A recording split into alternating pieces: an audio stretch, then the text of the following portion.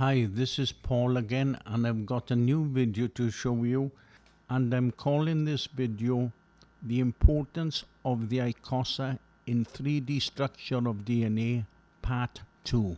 In my last video of the same title but Part 1, I showed that a sloping string of size 1 ICOSAs could produce the rungs of A-type DNA. Now, if you study the anim of the string of 7 size 1 ICOSAs rotating around, you can see that they are rotating around the vertical axis of the top and bottom vertices of the dodeca.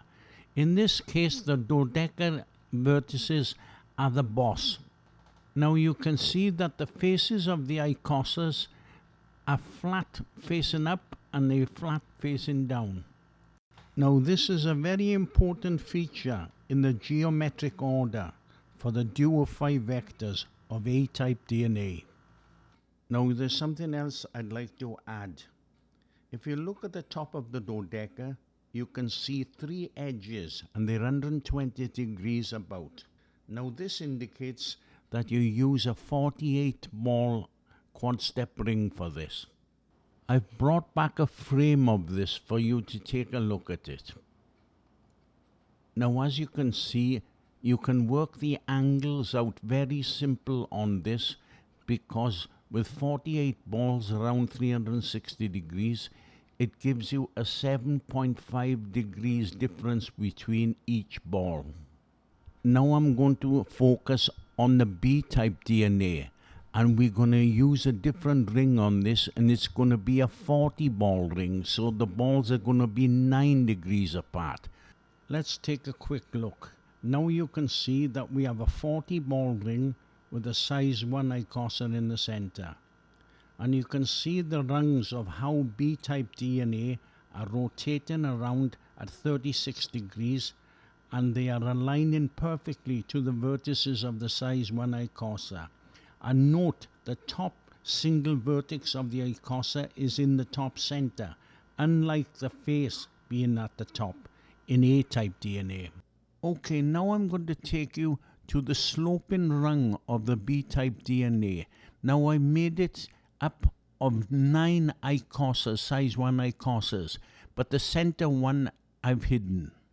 Now I show 2 rings, the top and bottom ring, go through the center point of the end ICOSAs. Now when I measure the distance between the center of the top ring and the bottom ring, I'm getting a reading of 41.156. Now the book says the distance between these 2 rings are 3.4. Now this must be the distance between the top and bottom vertex of the ICOSA, the size 1 ICOSA, because it reads 34.271. So that's good, because I'm working 10 times in millimeters. Now earlier on I said that by working with a zigzag you could overcome this problem. So watch as I bring the left hand side and the right hand side of Icositas and bring them together. And I'll keep repeating this a couple of times for you to see it. Now I realize by pushing these 2 sides together, the left and the right, I've got a gap in the center, and I could reduce that gap by making the rings from 214 to 200 as the book says. So I'm going to go ahead and do this. Let's take a look. So now it's exactly as the book says, it's 200 diameter. I think this looks right, because they show the rungs splitting apart, the left and the right, just like a zip, and then it goes together again. But I guess the experts working on DNA are like generals. They don't want to talk to a private. Especially if the private says only an idiot would follow the chaos theory while working on DNA. Okay, I have shown in my videos over the years that a size 1 and size 3 ICOSA would give the internal geometry of lots of hexagons and pentagons.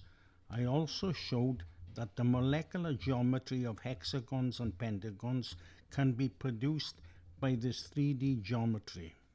But I guess the academics can't make it any plainer that 3D geometry is definitely a no-no in the intellectual world.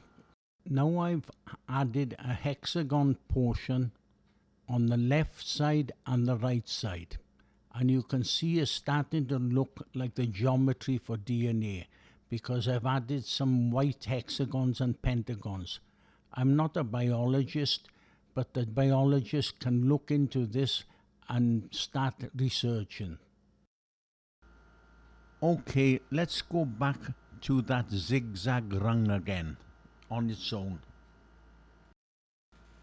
So now we can add the top and bottom 40 ball rings. Okay, let's take a look at what this looks like in the top view. Now she's ready to copy and rotate at 36 degrees going around. But when we copy and rotate, we need to make an actual rise. So I think it's better that we go back to the front view to do the both. Okay, you can see this anim showing the rungs being copied, and they keep going up 34.27 and rotating 36 degrees. I show null helpers each end of the rungs. These will be used for the dual helix. We'll come to that a little bit later. Now I will show you this anim in the top view, and you can see that 5 rungs go fully around, but actually it's not a complete helical circle. It needs to go double that distance. So I'm going to show a second anim that gives you 10 rungs this time, and 10 rungs is almost a complete circle. I'm going to show you what I mean a little bit later. Okay, now we have to do the helix. So we do the Cyan Helix first. And now that we have the Cyan Helix, it's easier to make a copy of the Cyan Helix and rotate it 180 degrees. Then change the color to a yellow helix. Now as you can see, the yellow helix does not line up to the string of nulls for the second helix. So what we have to do, we are going to have to raise the yellow helix up 34.27.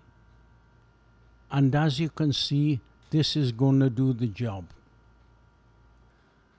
Okay, you can see in front the yellow and cyan dual helix of B-type DNA.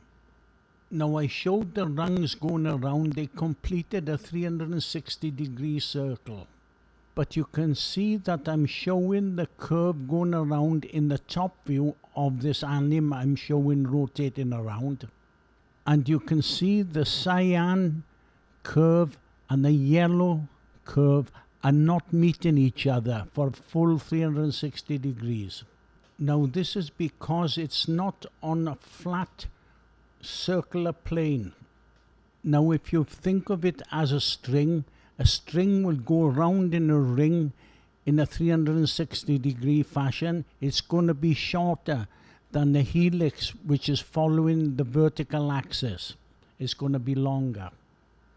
Now this is starting to make sense, because I wondered how come it was 10.5 turns or 10.25 turns as they explained in the book. Now you can see it quite simple.